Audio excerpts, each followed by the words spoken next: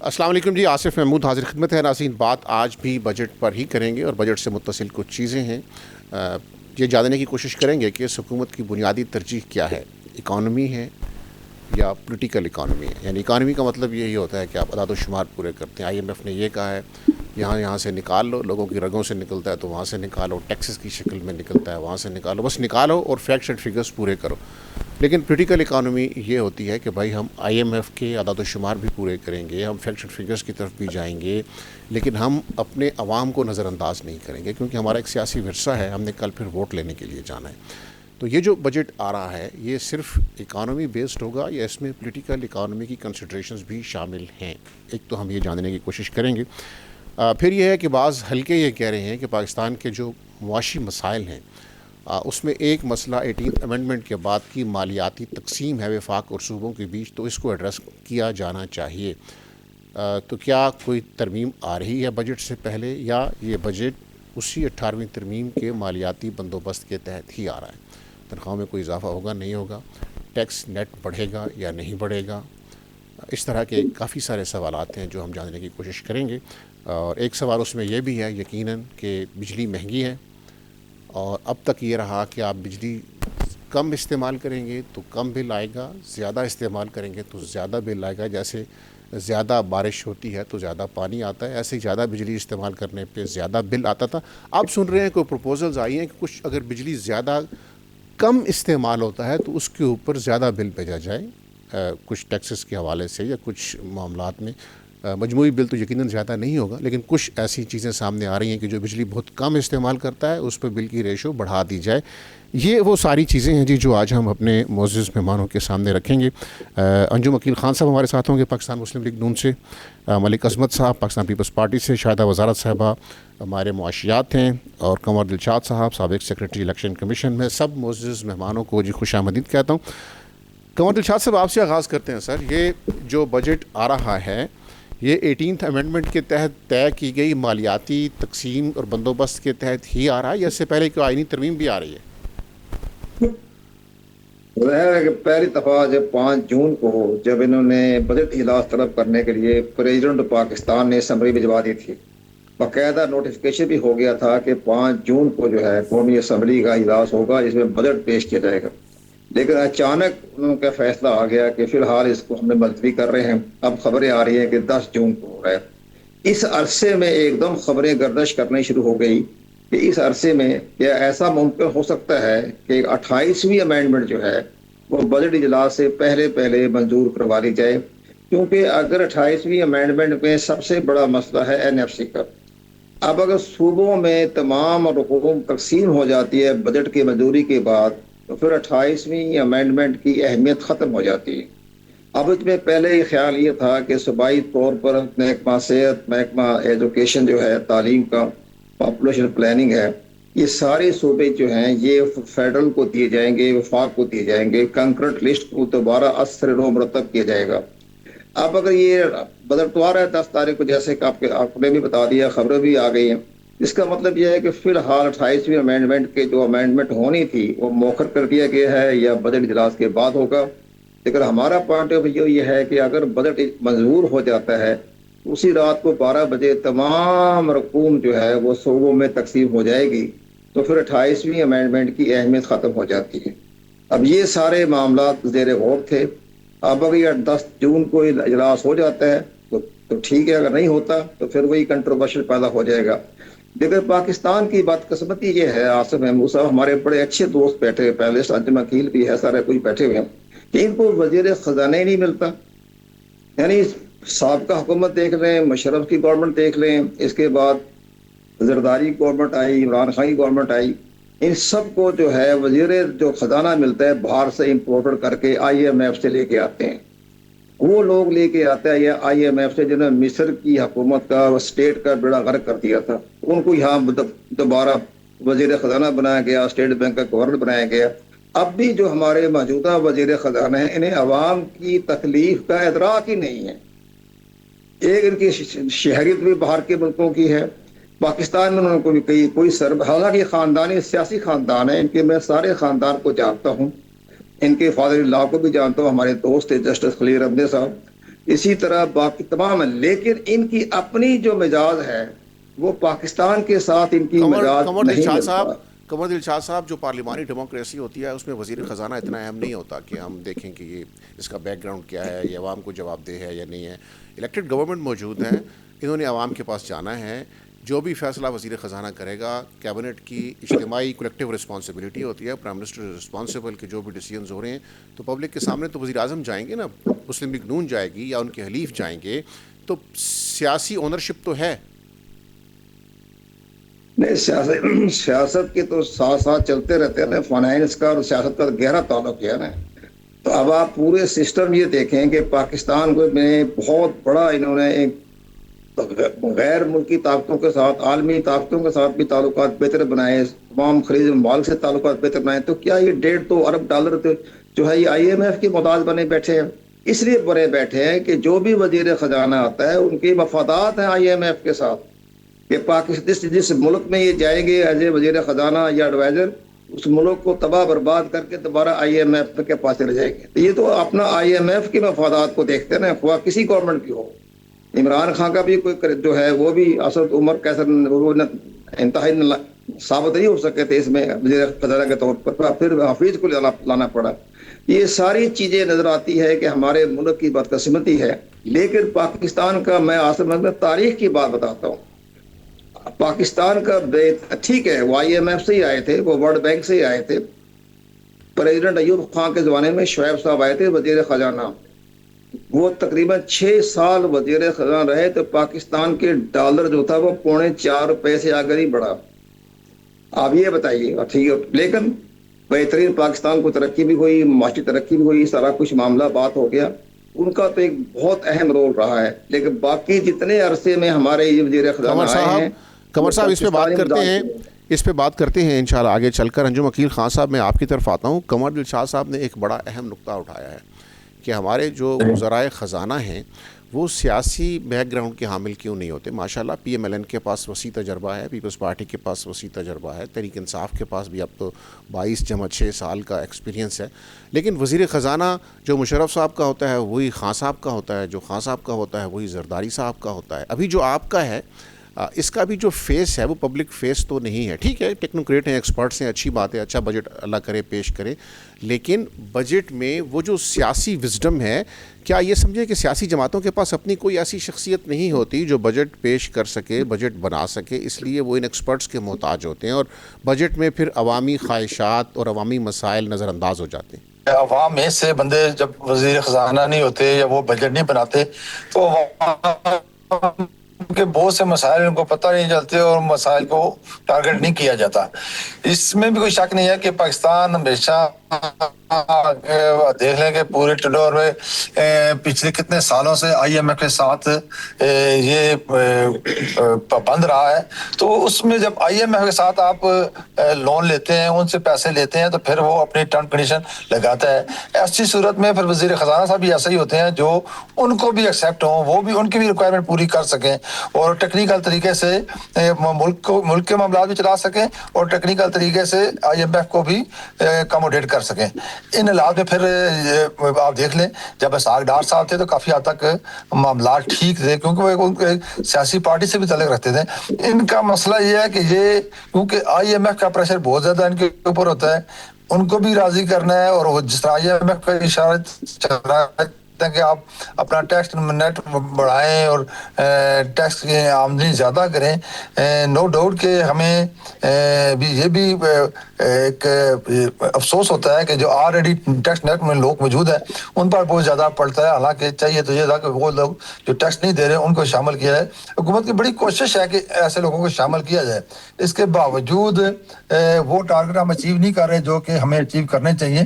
پاکستان ایک developing country ہے اور آپ جانتے ہیں کہ ہمیں آپ پیچھے حال ہی میں آپ نے دیکھا کہ UAE کا قرضہ واپس کرنا پڑا 3 بلین کا، اور ساتھ پھر سعودی عرب نے ہمارے ساتھ معاملت کی۔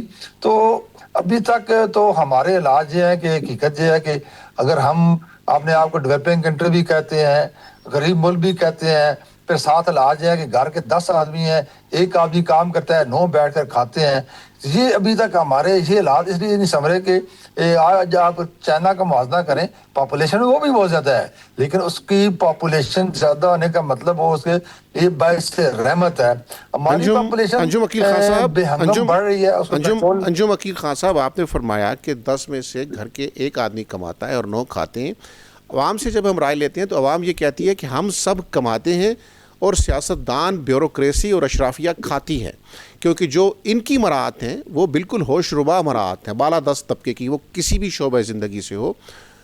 یہ جو ہمارے اخراجات ہیں، یہ جو ہمارا شاہانہ نوآبادیاتی کالونیل بیوروکریٹک نظام، بلکہ افسر شاہی کا سارا نظام ہے، تو کمانے کا مسئلہ تو نہیں ہے. وہ جو ریونیو ریاست حاصل کرتی ہے کسی نہ کسی طریقے سے، وہ جہاں خرچ ہوتا ہے وہ شاید سپاٹس ٹھیک نہیں ہے جہاں پہ وہ خرچ ہوتا ہے. بالکل آپ ٹھیک کہتے ہیں. دیکھیں جی، اب جو ریونیو حاصل کرتے ہیں 60% ہم تو قرض کی ادائیگی میں سود میں ادا کر دیتے ہیں. پھر اس میں کوئی شک نہیں ہے کہ عوام کی ویلفیئر اور پیسے اس لیے کم لگ رہے ہیں کہ پاکستان کے ایسے حالات ہیں کہ ہمارے ڈیفنس بجٹ ہر صورت مستحکم ہونا چاہیے. ہر صورت میں ہمیں ڈیفنس کو مضبوط بنانا ہے.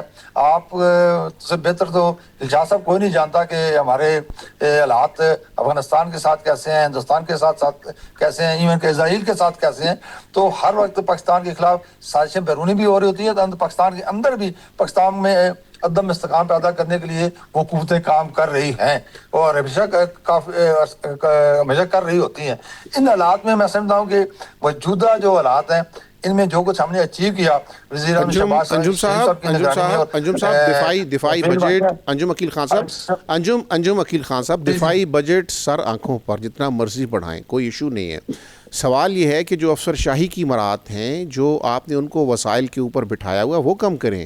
دارالحکومت کے اندر ریڈ زون کے پاس آپ نے افسر شاہی کے لیے اسلام آباد کلب بنایا ہوا ہے، معمولی سے پیسوں سے اسرات روز اینڈ گنز کلب بنایا ہوا ہے، کہیں جم خانے بنے ہوئے ہیں، کہیں 107 کنال کے آپ نے ان کو محلات دیے ہوئے ہیں. بیوروکریسی کو ایک بھنڈی توری اور دودھ کی قیمتیں چیک کرنے والے اے سی کو آپ نے 2-2 کروڑ کے ڈالے دیے ہوئے ہیں. یہ اخراجات کم کریں سر. یہ وائسرائے بنائے ہوئے ہیں آپ نے بیوروکریسی اور افسران کو. یہ بالکل ٹھیک ہے، لیکن یہ سلسلہ آپ تو جانتے ہیں کہ جب سے پاکستان بنا ہے یہ ایسا ہی سلسلہ چل رہا ہے. آپ دیکھ لیں کہ عوامی حکومت رہی ہے، لیکن اس میں کوئی شک نہیں ہے کہ عوام کی عملداری کتنی رہی ہے یہ بھی آپ کے سامنے ہے. تو ان سب حالات میں ہم میں سے کوئی راستہ نکالنا ہے، اور میں سمجھتا ہوں کہ موجودہ حکومت جو راستہ نکال رہی ہے بہترین کوشش کر رہی ہے کہ ملک کے اندرونی معاملات بھی ٹھیک کر کے اور ملک کے سفارتی حالات بھی. آپ جانتے ہیں کہ 2022 میں ہمارے حالات کیسے تھے اور آج الحمدللہ ہمارے حالات کیسے ہیں، ان سب پہ کاوش کی جا رہی ہے. اور اگر آپ سے بہتر دلشاد صاحب کوئی نہیں جانتا کہ آج اگر اللہ تعالیٰ کے فضل کرم سے ہمارے حالات ٹھیک ہو جاتے ہیں، ایران کے ساتھ ٹھیک ہو گئے ہیں اور ہم یہ ان کا امریکہ اور ایران کا اپنی سرزمین پر صلح کرا دیتے ہیں، تو ہماری پوزیشن ایسی ہوگی کہ ہم انشاءاللہ، جو کوئی شک نہیں ہے کہ ہم اتنی ترقی نہیں کر سکے، لیکن اب اللہ تعالیٰ نے اپرچونٹی دی ہے، اس اپرچونٹی کو ہم اویل کریں. ٹھیک ہے، سعودی عرب میں ہمارے لوگوں کی ضرورت ہے، ہمارے قطر میں ضرورت ہے، عمان میں ضرورت ہے، ایران میں ایون کہ ہمارے. اچھا انجم وکیل صاحب، میں آگے بڑھتا ہوں. انجم صاحب میں آگے بڑھتا ہوں، لیکن آگے بڑھنے سے پہلے ایک سوال آپ سے اور، کہ یہ جو بجٹ آتا ہے تو اس کے بعد عوام آپ سے کوئی بات کرتے ہیں، کوئی شکوہ کرتے ہیں، کوئی ناراض ہوتے ہیں آپ سے، یا آپ عوام کو دستیاب ہی نہیں ہوتے، عوام بڑے غصہ کرتی رہے؟ یعنی بجٹ میں اگر مہنگائی بڑھتی ہے تو کیا آپ محسوس کرتے ہیں کہ عوام آپ سے ناراض ہیں آپ کے حلقے میں؟ جی بالکل جی، ہم تو عوامی لوگ ہیں، ہر وقت گلی محلے میں ہوتے ہیں اور لوگوں کی بالکل ہم تک اپروچ ہوتی ہے اور لوگ گلے بھی کرتے ہیں، لیکن ساتھ ساتھ جب لوگوں کو یہ خوشی بھی ہوتی ہے کہ پاکستان کا مقام، پاکستان کے پاسپورٹ کی قدر جن ایفرٹ سے بڑی ہے، لوگ اس پہ فخر بھی کرتے ہیں. اور یقین کریں، میں اگر خود اپنی ذاتی بات کروں، میں کہتا ہوں میں 4 دن بھوکا رہ جاؤں، لیکن پاکستان کا نام، پاکستان کی عزت جو آج اللہ تعالیٰ نے ہمیں دی ہے وہ قائم رہنی چاہیے. اسی طرح باقی لوگوں کی بھی، اکثر لوگوں کی یہ خواہش ہے کہ پاکستان کو اللہ دنیا میں عزت دے، اور پھر جب عزت ہوگی تو پھر آپ دیکھیں کہ خود ہمارے روزگار بھی بنیں گے، پاکستان کے معاشی حالات بھی بہتر ہوں گے، پاکستان جو ترقی بھی کرے گا. اور یہ انشاءاللہ زیادہ دور نہیں ہے، آپ دیکھیں گے کہ اللہ تعالیٰ کے فضل کرم سے آپ پاکستان کے ٹیک آف کا وقت آ گیا ہے. اور صرف یہ ہے کہ ہمیں اندرونی استحکام بھی چاہیے، اور اللہ کرے کہ جو ملک کے اندر جو سازشیں ہیں وہ. ٹھیک ہے انجم وکیل صاحب، میں واپس آپ کی طرف آؤں گا، میں آگے بڑھتا ہوں ملک عصمت خان صاحب کی طرف. ملک صاحب السلام علیکم. ملک عصمت صاحب. وعلیکم السلام آصف صاحب. ملک عظمت صاحب آپ اس وقت ایک تو آپ کا جی شکریہ. آصف صاحب میری آواز آ رہی ہے؟ جی میں آپ کو سن رہا ہوں. آپ کا شکریہ, آپ نے ہمیں وقت دیا. آپ اس وقت کے جی بی میں گلگت بلتستان میں الیکشن کیمپین میں بھی ہیں. مجھے یہ ذرا بتائیے کہ یہ جب آپ الیکشن کیمپین کے لیے نکلے ہیں تو یہ جو مہنگائی ہے, کوئی اس کے حوالے سے بھی آپ سے سوالات ہو رہے ہیں؟ کوئی آپ ایٹماسفیئر ہوسٹائل دیکھ رہے ہیں؟ کوئی عوام آپ سے خفا ہیں نہیں ہیں؟ حکومت تو بھلے پی ایم ایل این کی ہے لیکن آپ دونوں نے مل کے ہی بنائی ہوئی ہے نا, تو رسپانسبلٹی تو آپ دونوں کی ہی ہے. بجٹ آپ دونوں ملیں گے تو پاس ہوگا, ورنہ تو مشکل ہو جائے گا. تو آپ سے عوام خفا ہیں, ناراض ہیں, شکوے کر رہے ہیں, کچھ آپ وائبس پبلک کی محسوس کر رہے ہیں یا بے نیاز ہیں اس سے سر؟ آصف صاحب چونکہ آواز تھوڑی کٹ رہی تھی تو اس لیے میں آپ کی سوال کو سمجھ سکا. میں اس وقت گلگت بلتستان میں ہوں, الیکشن کمپین چلا رہا ہوں, اور یہاں کے لوگ پیپلز پارٹی اور چیئرمین بلاول بھٹو کے اوپر اعتماد کرنے جا رہے ہیں. اور یہ قابل دید ہے جس طرح ان کے جلسے کامیاب رہے, لوگوں کا جذبہ رہا. جہاں پر بھی لوکلز کی ڈیمانڈز آئی آپ نے تو انہوں نے یہ میرا بات کی سوال کہ ہمیں سنا نہیں ہے یا نظر انداز کر دیا سر؟ سنا نہیں ہے آصف صاحب. میں let me repeat my question. میں کہہ رہا ہوں کہ آپ ایک انتخابی مہم پر ہیں, بجٹ بھی آ رہا ہے, تو آپ کچھ محسوس کر رہے ہیں کہ کچھ لوگوں کی توقعات ہیں, کچھ آپ کے اوپر پریشر ہے, کچھ دباؤ ہے, کوئی ناراضی ہے لوگوں میں, لوگ مہنگائی سے کچھ پریشان ہیں, تو وہ پریشانی آپ محسوس کریں؟ الیکشن کیمپین میں آپ لوگوں کی جو جذبات ہیں, توقعات ہیں, وہ محسوس کر رہے ہیں کچھ یا نہیں کر رہے؟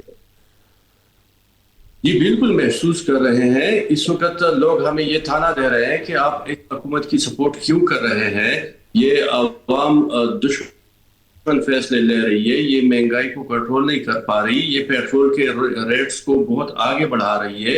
اگر بڑھنا ہی ہوتا ہے 50 روپے تو یہ 100 روپے کا اضافہ لگا دیتے ہیں. اسی طرح عوامی کام رکے ہوئے ہیں, اور مسائل جو کہ دور ہے, بے روزگاری ہے, ان چیزوں کو اس طرح ایڈریس نہیں کیا جا رہا جس طرح ہونا چاہیے. بجٹ بنا رہے ہیں, بجٹ پہ ہمارے ساتھ کوئی مشاورت نہیں ہے. ابھی کمیٹی بیٹھی ہے لیکن ابھی تک ہم مطمئن نہیں ہے کہ اس بجٹ میں عوامی کتنے اقدامات ہوں گے عوام کے لیے, کیا کیا ریلیف آئے گا عوام کے لیے. تو ہم بھی لوگوں کے گریونسز کو اور ان کے شکووں کو کر رہے ہیں, اور اس پر وفاقی حکومت کو مجبور کریں گے کہ وہ ہمارے ساتھ عوامی مطالبات پر اتفاق کرے اور بجٹ میں آسانیاں پیدا کرے. خان صاحب, کیا یہ تاثر درست ہے کہ پاکستان کے جو معاشی مسائل ہیں اس میں دیگر وجوہات کے ساتھ ساتھ وہ مالیاتی بندوبست بھی ذمہ دار ہے جو 18th امینڈمنٹ کے بعد آیا اور صوبے بہت بااختیار ہو گیا, وفاق مالیاتی طور پر بہت کمزور ہو گیا؟ اس تھیسس سے اتفاق کرتے ہیں آپ؟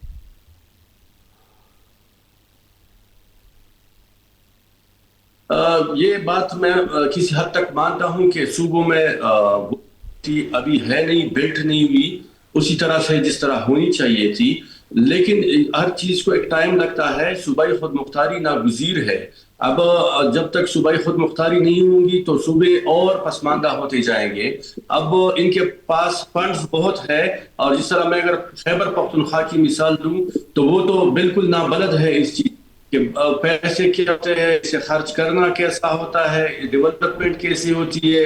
جتنے کئی دفعہ تو ان سے بجٹ لیپس بھی ہو گئے. تو آپ کی بات سے اتفاق ہے کہ بعض صوبے ٹھیک وہ جان کے کام کرنے, سندھ, پنجاب وہ ٹھیک طریقے سے چلائیں, اس امینڈمنٹ کے فائدہ دے رہی ہے عوام کو, لیکن یہ کے پی کے میں اور بلوچستان تھوڑا پرابلم, لیکن وقت ٹھیک ہو جائے گا. ٹھیک ہے, آگے بڑھتے ہیں جی. ڈاکٹر شاہدہ وزارت صاحبہ, سیاسی شخصیات کا موقف بھی آ گیا اور قمر صاحب کا بھی آ گیا. ڈاکٹر شاہدہ وزارت صاحبہ ایکسپرٹ ہیں اور ان کا جو موقف ہوگا وہ یقیناً سیاسی وابستگیوں سے ہٹ کے ہوگا اور ہم اس سے کچھ سیکھیں سمجھیں گے. ڈاکٹر صاحبہ یہ بتائیے کہ ہر آدمی سے, ہر گھرانے سے یہ سوال ہوتا ہے نا کہ اخراجات سے پہلے کہ آپ کما کے آ رہی ہیں, تو پاکستان کے پاس کمانے کو تو کچھ ہے نہیں, نہ ہماری کوئی ڈھنگ کی ایکسپورٹس ہیں, نہ ہم دنیا میں کوئی چیز اپنی لے کے جا رہے ہیں. ایک ریمیٹنسز ہے, ایک قرض ہے, ایک ٹیکسز ہیں. ڈاکٹر صاحب یہ بندوبست کب تک چل پائے گا؟ دیکھیے میں یہ کہہ رہی تھی کہ اب تصویر غائب ہو گئی, میں بولتی ہوں کیونکہ میری تصویر غائب ہو گئی ہے تو آپ لگا دیجیے. جی پلیز کیری آن. بہرحال جی میں یہ کہہ رہی تھی کہ مسئلہ یہ ہے کہ پاکستان جو ہے وہ 80 کی دہائی تک بہت تیزی سے ترقی کر رہا تھا. اور پھر آپ دیکھیں کہ پاکستان اب مضبوط بھی بہت ہو گیا ہے, سیاسی طور پہ تو نہیں مگر اسٹریٹجیکلی پاکستان ایک بہت مضبوط ملک بن گیا ہے. جس طرح کے ہم ایٹمی قوت ہے ہمارے پاس, اور ہم جس قسم کے میسائل بنا رہے ہیں, اور ہماری آرم فورسز اتنی ماشاءاللہ اسٹیٹ آف دی آرٹ ان کے پاس ٹیکنالوجی بھی ہے اور ٹریننگ بھی ہے. تو اب بڑی طاقتوں کو یہ ذرا خدشات ہوتے ہیں کہ کوئی ملک جو اتنا مضبوط بن رہا ہے, اگر وہ اکنامکلی بھی اتنا مضبوط بن جائے گا تو پھر بہت مشکل ہو جائے گی. پھر ہم ایک بالکل ہی ایک بقول ان کے حساب سے ان کے لیے ایک نیوسنس بن جائیں گے. تو اس لیے انہوں نے کوشش کی ہے کہ ہماری معیشت کو روک کے رکھا جائے. بے شک اگر وہ ہمیں ایٹمی قوت بننے سے نہیں روک سکے, اور ہمیں ہماری جو آرم فورسز کو مطلب وہ اس طاقت کو نہیں روک پا رہے ہیں, مگر کہیں نہ کہیں سے ہمیں روک کے اور اس راستے سے ہم پہ اسالٹ ہوگا. تو آپ دیکھیے کہ پاکستان کی معیشت کو جب سے ہم نے IMF سے مسلسل قرضے لینا شروع کیے 90 کی دہائی سے, جب جمہوریت بہت مطلب ایک کے بعد ایک حکومت جمہوری آتی تھی, تو اس کے بعد سے پاکستان نے مسلسل IMF کے پاس قرضے لینا شروع کر دیے. اور IMF کے پاس قرضے لینے سے یہ ہوا کہ ہماری جو کنڈیشنلٹیز تھی انہوں نے ہماری معیشت کو بالکل تباہ کر دیا. اب آپ دیکھیے کہ ہماری صنعتیں 90 کی دہائی میں ہمارے 20 لاکھ لوگ انمپلائڈ ہوئے اور 5,000 کارخانے بند ہو گئے. اور 90 کی دہائی میں ایشین ڈیولپمنٹ بینک کے مطابق پاکستان میں غربت جو تھی اس کی شرح 50% ہو گئی, اور اندرون سندھ میں 85% ہو گئی. اور اب اس دفعہ خاص طور پہ 2018 کے بعد سے جو ہم نے قرضے لینا شروع کیے, تو اس کے بعد سے ہمارے حالات جو ہیں وہ 90 کی دہائی سے زیادہ بد سے بدتر ہو گئے. اس دفعہ جو صنعتیں بند ہوئی ہیں وہ اس سے بہت زیادہ ہیں جو 90 میں بند ہوئی تھیں, اور تقریباً 1.5 کروڑ لوگ انمپلائڈ ہو گئے. صرف ٹیکسٹائل سیکٹر میں 75 لاکھ لوگ انمپلائڈ ہوئے ہیں. تو اس لیے دیکھیے پھر بھی اس کے باوجود آپ دیکھیے کہ پھر بھی مطلب ہر حکومت جو بھی آتی ہے, جب تک وہ اپوزیشن میں ہوتے ہیں پولیٹیکل پارٹیز, تو وہ یہ کہتے ہیں کہ ہم مطلب پاکستان کے بھی بہت بہی خواہ ہیں اور وہ سب ہے, مگر جیسے ہی وہ حکومت میں آتے ہیں وہ سب سے پہلے IMF کے پاس جاتے ہیں اور پاکستان کی معیشت کو جو بڑی طاقتوں کا ایجنڈا ہے ان کے ساتھ مل کے پاکستان کی معیشت کا حال خراب کر دیتے ہیں. تو میں یہ سمجھتی ہوں کہ معیشت ایک ایسا راستہ ہے جو امریکہ نے چنا ہے پاکستان کو بہت ہی غریب اور بدحال رکھنے کے لیے. اور اسی لیے آپ دیکھیے کہ پاکستان کو IMF کے پاس لے جانے کا جو فیصلہ ہے وہ امریکہ میں ہوتا ہے. 2008 میں جنرل پیٹریس نے فیصلہ کیا تھا کہ پاکستان اور افغانستان دونوں IMF کے پاس جائیں گے. حالانکہ ایک جنرل کے پاس, خاص طور پہ امریکن جنرل, اس کو کیا معلومات ہے پاکستان کی معیشت کے بارے میں یا پاکستان کے بارے میں, مگر اس نے یہ فیصلہ کر دیا تھا. اور پھر اور بھی جو حکومتیں آئی ہیں, مطلب اور بھی جو ہم IMF کے پاس گئے ہیں, تو وہ وہاں بھی فیصلے امریکہ ہی کر رہا تھا. 2024 میں نے اخبار میں پڑھا تھا کہ جو بائیڈن نے کہا مئی میں 1 یا 2 مئی کو کہ ہمیں کوئی اعتراض نہیں ہوگا اگر پاکستان IMF کے پاس چلا جائے. اور پھر 6 مئی 2024 کو انہوں نے دوبارہ کہا کہ پاکستان اور IMF کے پاس, اگر پاکستان IMF کے پاس جائے تو ہمیں کوئی اعتراض نہیں ہے. تو اس سے یہ پتہ چلتا ہے کہ پاکستان کو IMF کے پاس لے جانے میں امریکہ کا اور بڑی طاقتوں کے اسٹریٹجک آبجیکٹیوز پنہا ہیں, اور ہمارے جو حکمران ہیں ان کو بھی اقتدار میں وہی لے کے آتے ہیں. تو اس لیے وہ بالکل وہی کرتے ہیں جو امریکی ایجنڈا ہے, اور جو امریکہ ان سے چاہتا ہے وہ بالکل وہی کرتے ہیں, کیونکہ ان کو اپنی کرسی بہت پیاری ہے. تو اس لیے پاکستان کو اسی طرح روک کے اور رکھا گیا ہے, اور پاکستان کی معیشت کے ذریعے پاکستان کو جتنا بھی نقصان پہنچایا جائے گا وہ معیشت کے ذریعے پہنچایا جائے گا. ٹھیک ہے قمر صاحب, میں اب آپ کی طرف آتا ہوں. یہ جو کچھ باتیں ہو رہی ہیں اس میں ایک بات یہ بھی ہو رہی ہے کہ اسلام آباد میں ایک نیا طرز حکومت متعارف کروایا جائے. آپ تو مجھ سے بہتر جانتے ہیں کنور صاحب کہ اس وقت اسلام آباد میں نہ مقامی حکومت ہے، نہ ہماری کو پروونشل اسمبلی ہے. ایک چیف کمشنر صاحب ہیں جن کے پاس نوآبادیاتی دور کے وسیع اختیارات ہیں، اور وہ وزیر اعلیٰ کے اختیارات استعمال کر رہے ہیں. کوئی کابینہ نہیں ہے، کوئی حزب اختلاف نہیں ہے، کوئی چیک اینڈ بیلنس نہیں ہے، ایک فرد واحد ہے اور وزیر اعلیٰ کے اختیارات ہیں. اب جو بات ہو رہی ہے کہ ایک صوبائی اسٹرکچر بنے گا، ایک اسمبلی سی بنے گی، یہ بتائیے کہ اس کے لیے سادہ قانون سازی کافی ہوگی، اس کے لیے کوئی کانسٹیٹیوشن میں امینڈمنٹ کرنا پڑے گی اس بندوبست کے لیے؟ اس میں سب سے بڑی اہم بات یہ ہے کہ جس کا نام رکھا جا رہا ہے کہ قانون آئین ساز اسمبلی، یعنی آپ کو نام پر غور کریں آپ. اس کا مطلب یہ ہے کہ جیسے سپریم کورٹ آف پاکستان میں بڑی فیڈرل کانسٹیٹیوشنل کورٹ اور سپریم کورٹ آف پاکستان کے اختیارات جو تھے وہ کم ہو گئے، اسی طرح اب یہ اسلام آباد میں جو بنا رہے ہیں آئین ساز اسمبلی، اس کی سمجھ میں نہیں آ رہا آئین ساز اسمبلی کس بات کی بنا رہے ہیں آپ. اس کا مطلب یہ ہے کہ جتنے بھی فیصلے آئیں گے یہ آئین ساز اسمبلی کرے گی اسلام آباد کی. یہ تو غیر قانونی تو ہم نہیں کہہ سکتے، لیکن سمجھ نہیں آیا اس کا ٹاپک کیا رکھا ہے. اس کا نام رکھ کے میئر رکھیں، جیسے ہوتا ہے انتخابات ہو رہے ہیں، اسلام آباد میں انتخابات نہیں ہوئے. آپ اس کا فیصلہ جیسے آپ نے فرمایا اس پر 2/3 میجارٹی چاہیے جب کا آئین میں تبدیلی لانی پڑے گی، کیونکہ آئین میں ایسی کوئی گنجائش نہیں ہے کہ اسلام آباد میں جو کوئی ایسی کوئی آئین ساز اسمبلی بنائی جائے. تو آئین ساز اسمبلی کا مقصد کیا ہے، ٹرم ریفرنس کیا ہوگی؟ کیا وہ آئین ساز اسمبلی نئے آئین بنائے گی وہ، اور اس کے بعد پارلیمنٹ کے تمام اختیارات ختم ہو جائیں گے، پارلیمنٹ برائے نام ہی رہ جائے گی جیسے سپریم کورٹ آف پاکستان کے ساتھ ہوا ہے. تو یہ ساری سلسلہ جو ہے یہ بڑا ایک کنٹروورشل بھی ہے اور بڑا معنی خیز بھی ہے.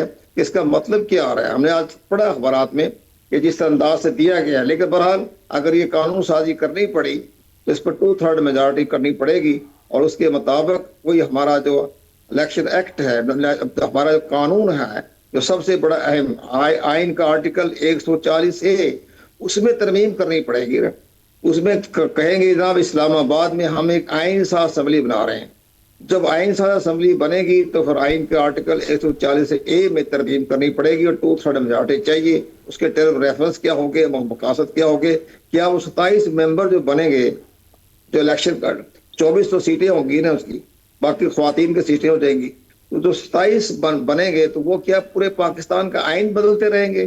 یہ سمجھ نہیں آئی ہے. یہ بڑا کنٹروورشل معاملہ ہے، اس پر باقاعدہ علیحدہ بحث کروائیں آپ اور آئینی ماہرین کو بھی بلا لیں. لیکن میرا پوائنٹ آف ویو یہ ہے کہ یہ پاکستان کے مفاد میں نہیں ہے. یہ پاکستان کی پارلیمنٹ کے اختیارات کو کم کرنا، اس کو سلب کرنا اور اس کو بائی پاس کرنا، اس کے لیے کسی نے آئیڈیا دیا ہے.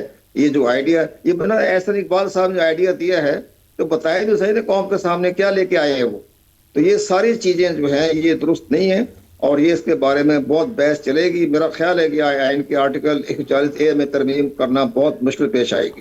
انجم وکیل خان صاحب، یہ کیا ضرورت پڑی سر آپ کو ایک نئی آئین ساز اسمبلی؟ جو اسمبلی بیٹھی ہے، جو پارلیمان بیٹھی ہے، وہ آئین ساز ہے، وہ آئین بنا سکتی ہے، آئین میں ترمیم کر سکتی ہے، اور یہ بنانے کے لیے بھی اسی اسمبلی نے آئین بدلنا ہے تو یہ بھی بننی ہے. تو جیسے کنور صاحب نے کہا کہ یہ تو بڑی پیچیدہ صورتحال ہو رہی ہے، ناقابل فہم سی بات ہے.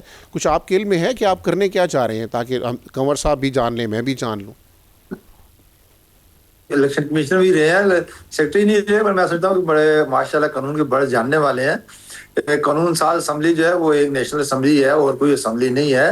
یہ تو اسلام آباد کے جو فیصلے ہوتے ہیں، اسلام آباد کے اپنے ایک CDA کا مسئلہ ہوتا ہے، کوئی اور مسئلہ ہوتا ہے، تو وہ سارے ہماری کیبنٹ کے پاس جاتے تھے کیونکہ اسلام آباد کے اندر ڈیسیژن لینے والی کوئی چیز نہیں تھی. اب یہ جو اسمبلی بنے گی اسلام آباد کے فیصلے لے گی، اسلام آباد کی ترقی کے فیصلے لے گی، اسلام آباد میں امن و امان کے حالات بہتر کرنے کے لیے فیصلے لے گی، نہ کہ یہ پاکستان کے قانون کو چینج کرے گی. اس لیے یہ صرف سمپل میجارٹی سے ہوگا، 2/3 میجارٹی سے نہیں ہوگا، یہ ہو جائے گا. یہ اور دوسرا یہ کہ یہ کوئی ایک لہرا صوبہ نہیں بن رہا. فیڈرل کیپٹل ویسے بھی ایک صوبائی حیثیت اپنی موجود ہوتی ہے، لیکن ہم یہ چاہتے ہیں کہ جس طرح پنجاب میں ایک صوبہ ہے، اس کو اختیارات ہیں پنجاب کے معاملات کو کرنے کے لیے. KPK میں ایک صوبہ ہے، وہاں چیف منسٹر کو اختیارات ہیں وہاں کے معاملات کرنے کے لیے. اسی طرح یہاں بھی اسلام آباد کے جو لوکل مسائل ہیں اس کے فیصلے کرنے کے لیے انجم وکیل خان صاحب، جو بات آپ نے بیان کی یہ بڑی اچھی بات ہے اور یہ قابل فہم ہے. اسلام آباد کی عوام کا تو کوئی بیچاروں کی کوئی حیثیت ہی نہیں. اسلام آباد کی فیصلہ سازی میں افسر شاہی کرتی ہے فیصلے، اسلام آباد کی عوام کو کوئی پوچھتا ہی نہیں ہے.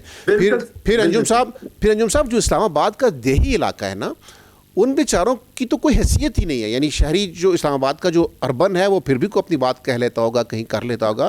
اسلام آباد کا جو دیہی علاقہ ہے وہ تو بیچارہ سوتیلے پن کا شکار ہے. تو یہ اسمبلی اور اس طرح اگر آپ اسلام آباد کو لوگوں کو طاقتور کرنے جا رہے ہیں تو یہ تو بہت اچھی چیز ہے.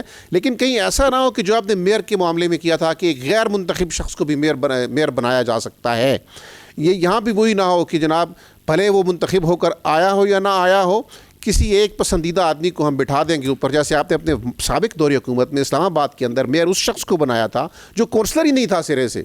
تو جب آپ مقامی حکومتیں بناتے ہیں، مقامی لوگوں کا مینڈیٹ لیتے ہیں، تو پھر منتخب لوگوں سے آپ کیوں ڈرتے ہیں؟ پھر اوپر مسلط کیوں کرتے ہیں اپنے لوگ؟ بالکل آپ ٹھیک کہہ رہے ہیں جی. بالکل میں اس کا آپ کے جو بات ہے اس سے بھی صداقت میں ہوں. اور انشاءاللہ یہ دیکھیں گے کہ یہ جو اس کا جو آپ میئر کا آپ کہہ سکتے ہیں، چیف منسٹر، جو بھی نام دے رہے ہیں اس کو، اس کا وہ الیکٹڈ نمائندوں میں سے انشاءاللہ ہوگا. کیونکہ آپ نے ابھی بات کیا کہ اسلام آباد کے دیہات کے بہت زیادہ ابھی پرسان حال نہیں ہے. یہ جو ہم بنا رہے ہیں ایک اسمبلی کہہ سکتے ہیں یا جو بھی آپ اس کو نام دے دیں، یہ اسی مقصد کے بنا رہے ہیں کہ جو ہمارے دیہات ہیں، جو ہمارا شہر ہے، ہمارے جو مڈل کلاس سیکٹر ہے، I-10 کی بات کروں میں، G-10 کی بات کروں، ان پر توجہ دی جائے. اور یہاں سے جب نمائندے آئیں گے تو آپ دیکھیں گے اسلام آباد کو ایکول پرائرٹی سب لوگوں کو دی جائے گی. انجم وکیل خان صاحب آپ نے تو وہی بات کی کہ سمندر سے ملے پیاسے کو شبنم بخیلی ہے یا رزاقی نہیں ہے. آپ سفید پوشوں میں بھی I-10 پہ آ کے رک گئے اور G-10 پہ. کبھی اپنے ترامڑی میں گئے ہیں جہاں آپ کے MNA کے گھر کے باہر غلاظت کے ڈھیر لگے ہوئے ہیں؟ کو مریم نواز سے سیکھیں سر. مریم نواز نے پنجاب کو نیٹ اینڈ کلین کر دیا ہے سر. اور آپ کے اسلام آباد کے وزیر اعلیٰ کے MNA کے گھر کے سامنے تعفن پھیلا ہوا ہے، بدبو ہے. ادھر ادھر مارکیٹ ہے، وہ سبزیوں والی اور فروٹ والی ریڑیاں کھڑی ہیں اور سامنے غلاظت پڑی ہوئی ہے سر. یا تو پھر ہم مریم نواز صاحبہ سے درخواست کریں کہ وہ اسلام آباد میں آ جائیں اور اپنے MNAs کو اور اپنی یہاں کی انتظامیہ کو بتائیں کہ گڈ گورننس کیا ہوتی ہے. اس میں کوئی شک نہیں ہے جی. پنجاب میں جو بڑا ایک تاریخی اور کام ہو رہا ہے اور اس میں اس کو ہمیشہ سنہری روپ سے لکھا جائے گا. لیکن یہاں بھی یقین کریں کہ وزیر اعظم پاکستان اسلام آباد کے لیے بڑے کانشیس ہے کہ کیپٹل صاف ستھرا، اور کوشش کی جا رہی ہے صاف ستھرا. یار ہے کچھ اس میں ابھی ٹائم لگے گا، لیکن آپ یہ میں بالکل آپ یقین رکھیں کہ انشاءاللہ یہ جو ابھی الیکٹڈ نمائندے انشاءاللہ آ جائیں گے تو پھر اسلام آباد کے حالات بدلیں گے. چلیں اللہ کرے، اللہ کرے انشاءاللہ. ہم دعا گو ہیں جی، انشاءاللہ بدلیں گے. ملک عظمت صاحب یہ بتائیے مجھے کہ یہ جو گورننس کے مسائل ہیں سر، اس میں آپ جب اپوزیشن میں ہوتے ہیں تو آپ کہتے ہیں بجٹ بہت برا ہے، آپ جب حکومت میں ہوتے ہیں تو اسی طرح ایسا بجٹ آتا ہے، اس کی بہت تعریفیں ہونے لگ جاتی ہیں. یہ جو بجٹ کی ڈسکشن ہے سر، یہ سیاسی جماعتیں سیاسی مفادات سے بالا تر ہو کر کیوں نہیں کرتی؟ ہمیں ایک لانگ ٹرم پالیسی چاہیے. صحت میں یہ ہوگا، معیشت میں یہ ہوگا، دور رس. سیاست کو تو چاہیے کہ 2 سالوں میں کچھ کر کے دکھائیں تاکہ عوام سے ووٹ لے لیں، جبکہ معیشت لانگ ٹرم پالیسی چاہتی ہے. تو کیا یہ ممکن ہے کہ میثاق جمہوریت کی طرح آپ ایک میثاق معیشت لے کر آئیں اور آپ یہ طے کر لیں کہ حکومت میری ہو، اس کی ہو، کسی اور کی ہو، ہمارے معاشی معیشت کے جو بنیادی پیرامیٹرز ہوں گے، جو بنیادی اہداف ہوں گے، وہ اگلے 15 سال کے لیے یہ ہوں گے، اگلے 10 سال کے لیے یہ ہوں گے، تاکہ حکومتیں بدلنے سے معاشی پالیسیاں متاثر نہ ہوں. یہ معیشت ایسے نہیں چلے گی سر. بے روزگاروں کی تعداد میں خوفناک اضافہ ہو رہا ہے، آبادی بڑھ رہی ہے، آپ کے پاس کوئی جابز نہیں ہیں، آپ کے پاس کوئی پروڈکٹیوٹی نہیں ہے، آپ دنیا میں صرف ایک کنزیومر مارکیٹ بن کے رہ گئے ہیں، آپ باہر سے چیزیں خریدتے ہیں اور آپ تو خریدنے کے لیے بھی ڈالر نہیں ہے. تو یہ کیسے سروائیو ہوگا سر؟ آصف صاحب، اگر آپ پچھلے شارٹ ہسٹری پہ نظر ڈالیں تو 2008 میں جب ہماری حکومت بنی تو ہم نے تمام فیصلے، چاہے بجٹ ہو یا کوئی بھی بڑا فیصلہ ہو عوام کے مفاد میں، تو ہم نے تمام پارٹیوں، تمام سٹیک ہولڈرز کو کنسنسس کے ساتھ بٹھا کر ایک ساتھ لے کر چلتے ہیں. ایک ہوتا ہے نا کہ آپ کے پاس معیشت ہے ہی اتنی تو آپ اس کو زیادہ تو کر نہیں سکتے، اسی میں سے ہی تقسیم کریں گے، اسی میں سے ہی ڈیولپمنٹ کے لیے نکالیں گے. دوسرا، ہمیشہ سے جب بھی ہم حکومت میں آئے ہیں، ہمارے پہلے حکومت جو ہے اس نے ملک کا کباڑہ کیا ہوتا ہے، معاشی طور پر بے روزگاری بڑھ چکی ہوتی ہے، پھر ہم جب اس کو سنبھالتے ہیں تو ہماری حکومت ختم ہو جاتی ہے۔ ایک میں عرض کروں کہ سب سے پہلے ہمیں متحد ہو کر IMF سے جان چھڑانا ہے۔ یہ نہیں ہوگا تو جس طرح محترمہ ڈاکٹر صاحبہ نے کہا، میں اتفاق کرتا ہوں کہ ایک بڑی سازش ہے اور یہ ہمارے ہاتھ پیروں میں انہوں نے ایک وہ ہتھکڑی ڈالی ہوئی ہے۔ دوسرا، اگر آپ دیکھیں کہ اپنے پاکستان کی معیشت کو بہتر کرنے کے لیے اور روزگار کے لیے آصف علی زرداری نے اپنے دور میں سی پے کا اقدام کیا، پروموٹ کیا۔ عمران خان کی گورنمنٹ میں 4 سال، وہ 5 سال رکا رہا۔ تو دیکھیے اب کنسسٹنسی تو تب ہوگی جب گورنمنٹ کی کنسسٹنسی ہوگی۔ اب گورنمنٹ آپ کی 4-5 سال میں ختم ہوتی ہے، آپ کا جو آپ سی پیک بناتے ہیں وہ تو 4-5 سال کا منصوبہ نہیں، وہ تو 20-50 سال کا منصوبہ ہے۔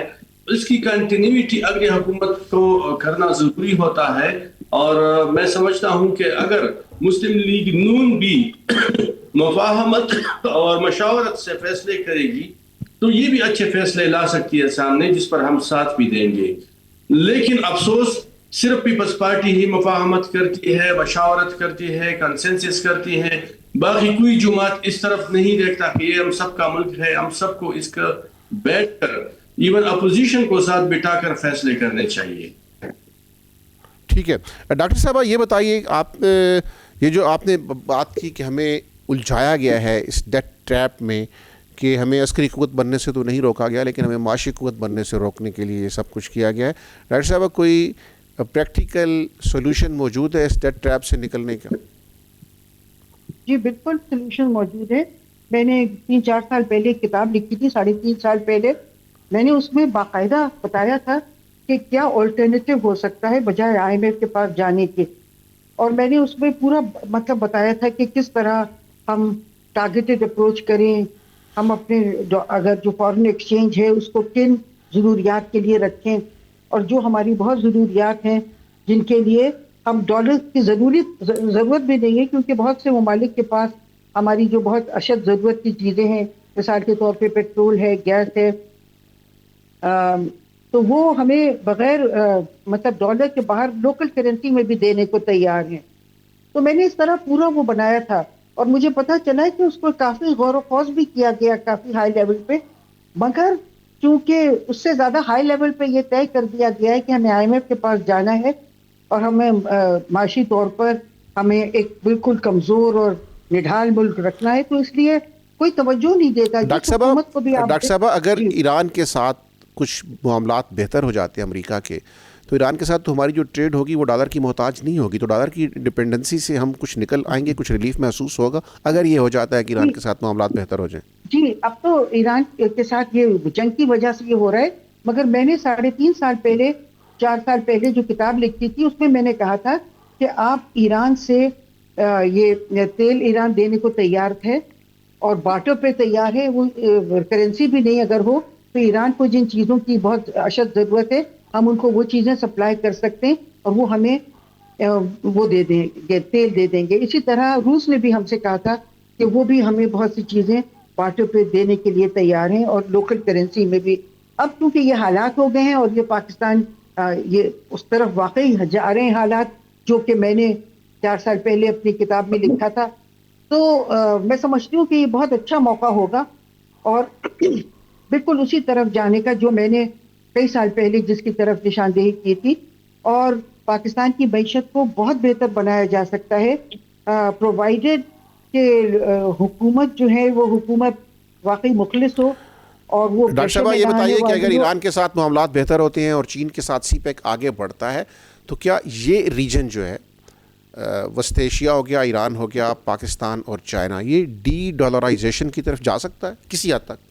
جی بالکل جا سکتا نہیں ہے بلکہ جائے گا، اور آپ دیکھیے کہ ڈی ڈالرائزیشن کی طرف بھی جائے گا۔ وہ پاکستان یہ جو لوکل کرنسیز ہیں اس علاقے کی ان کا استعمال ہوگا، اور اس کے علاوہ بارٹر ٹریڈ ہوگی، کیونکہ بہت سی چیزیں ہیں جو ہم لوگ ایک دوسرے کو دے سکتے ہیں۔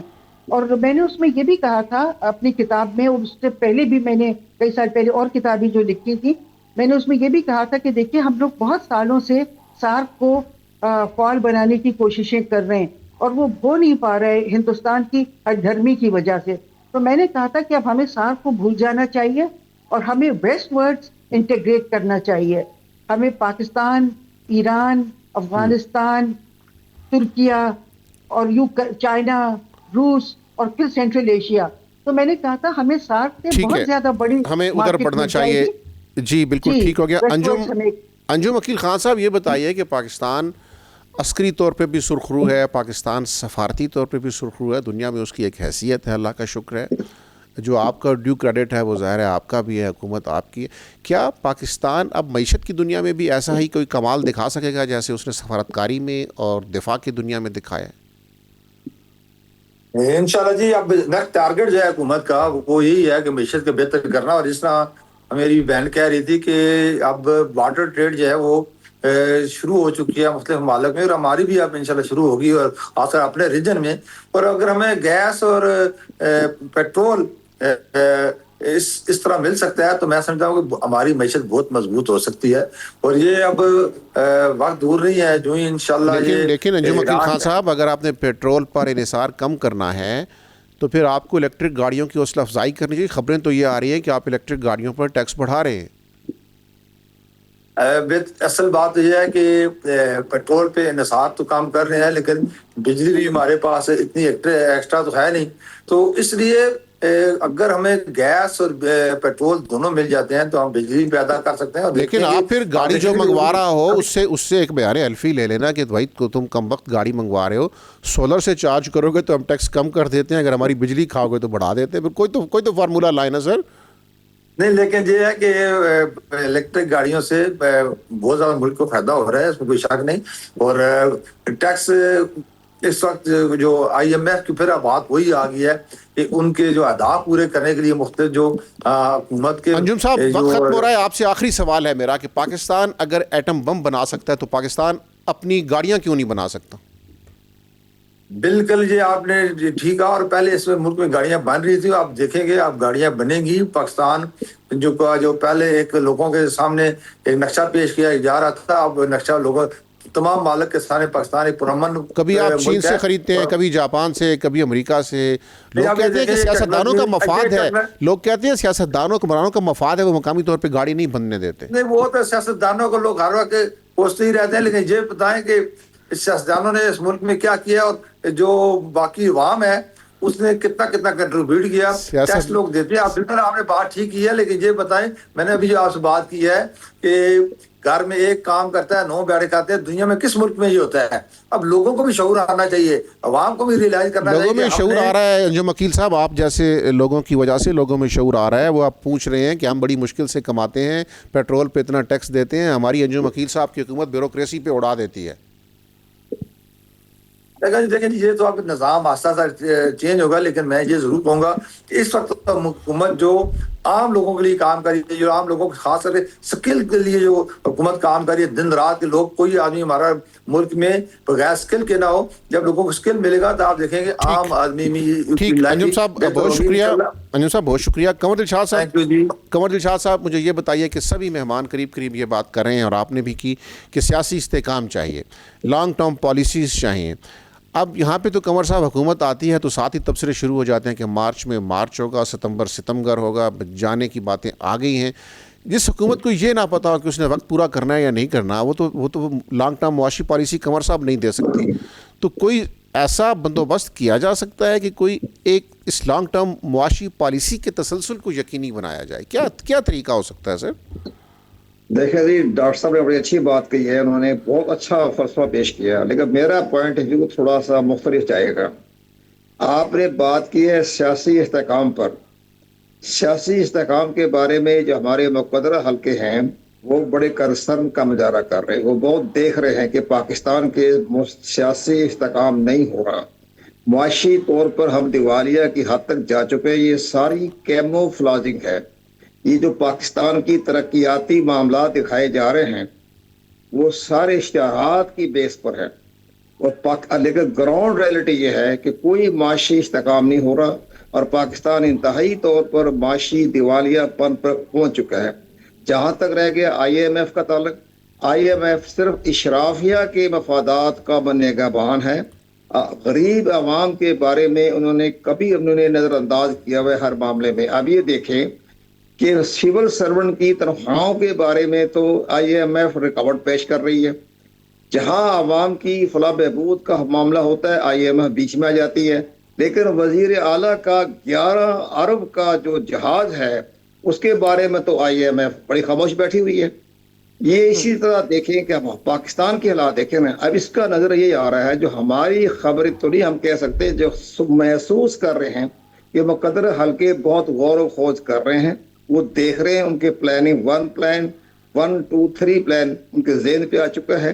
اور ہماری خیال یہی ہے کہ پاکستان میں ایمرجنسی لگے گی آرٹیکل 232 کے تحت، اور فیڈرل کانسٹیٹیوشن کورٹ سے منظوری لی جائے گی، اور اس کے بعد یہ پوری جو پارلیمنٹ ہے اس کو 6 مہینے کے لیے تحریر کر دیا جائے گا، اور تاکہ سارے معاملات جو ہے خرچ پہ ہو، کامیابی ہو. بے پناہ خرچہ کر رہے ہیں کنور صاحب، بہت شکریہ. کیا کام کر رہے ہیں صاحب آپ نے کیا کام اربوں خربوں روپیہ خرچ کر رہے ہیں. کنور صاحب آپ نے ایمرجنسی لگوا دی. ایمرجنسی سے پہلے لگے گی، پروگرام کے وقت کی بھی لگنی ہے، ایمرجنسی کونسل بنے گی. ٹھیک ہے. اور اس کے بعد انہوں نے احتساب کرنا ہے 1985 سے لے کر 2026 تک کا. ٹھیک ہے. وہ احتساب ہوگا، آپ بھی دیکھیں گے، ہمارے دوست بھی دیکھیں گے. اچھا. جیسے کہ ہمیں خبریں مل رہی ہیں. اچھا. وہ شدید احتساب جب بھی ان کو. اچھا، اس میں بات کریں گے کسی دن بیٹھ کے کنور صاحب تفصیل سے. ابھی میں ملک عظمت صاحب کی طرف بڑھتا ہوں. ملک عظمت صاحب کی طرف بڑھ کے جی کنور صاحب بالکل ٹھیک ہے. کنور صاحب آپ کا موقف آ گیا، وقت ختم ہو رہا ہے. مجھے ملک عظمت صاحب مجھے آپ سے ایک اور چیز پوچھنی ہے. جو بات کنور صاحب وقت ختم ہو رہا ہے، اگر آپ مجھے اجازت دیں میں ملک عظمت صاحب کی رائے لے لوں. ملک عظمت صاحب، کنور صاحب نے بڑی دلچسپ بات کی ہے، اس پہ میں بات کرنا چاہ رہا تھا لیکن وقت کم ہے. اور ابھی آج کے موضوع کا سوال اور ہے. آصف زرداری صاحب کے دور میں Iran Pakistan gas pipeline کا معاہدہ ہوا تھا، ایران کی طرف سے کافی کچھ ہو چکا ہے. اگر ایران کے ساتھ صلح ہوتی ہے امریکہ کی، تو ملک عظمت صاحب کیا آپ کے مطالبات میں یہ بات ہوگی کہ جو آپ معاہدہ کر کے آئے تھے اب وہ گیس پائپ لائن کا کام ہماری طرف سے بھی ہو اور پاکستان کو کم از کم گیس کی شکل میں تو ریلیف ملے؟ آصف صاحب دیکھیں نا، فیصلے ایک Iran Pakistan gas pipeline اور ایک سی پیک جو مغرب کی دشمنی کے مترادف ہے، یہ ہماری دور حکومت میں آصف علی زرداری صاحب نے یہ فیصلے لیے. بعد میں امپلیمنٹیشن نہیں ہو رہی تو پھر یہ بیرونی دباؤ کون لے رہا ہے؟ یہی تو ملک کی ترقی رک جاتی ہے اس جگہ پہ کہ کوئی پریشر برداشت کرنے کو تیار نہیں ہوتا. ہم تو تیار ہوتے ہیں، ہمیں تو پھانسی ابھی لگی، ہمیں تو قتل بھی کیا گیا، ہمیں تو شہید بھی کیا گیا، ہمیں تو 12-14 سال جیل میں بھی رکھا گیا، لیکن ہم پیچھے نہیں ہٹے. اب ساری قوم کو اور تمام پارٹیوں کو وہ دل گردہ دکھانا چاہیے تاکہ پاکستان ترقی کر سکے. ٹھیک، ملک صاحب بہت شکریہ. پروگرام کا وقت ہمارا ختم ہو گیا. قمر دلشاد صاحب، ڈاکٹر صاحبہ انجم عقیل خان صاحب اور ملک عظمت صاحب، میں آپ سب کا شکر گزار ہوں. ناظرین، اس کے ساتھ ہی آپ سے اجازت چاہتا ہوں. اللہ حافظ.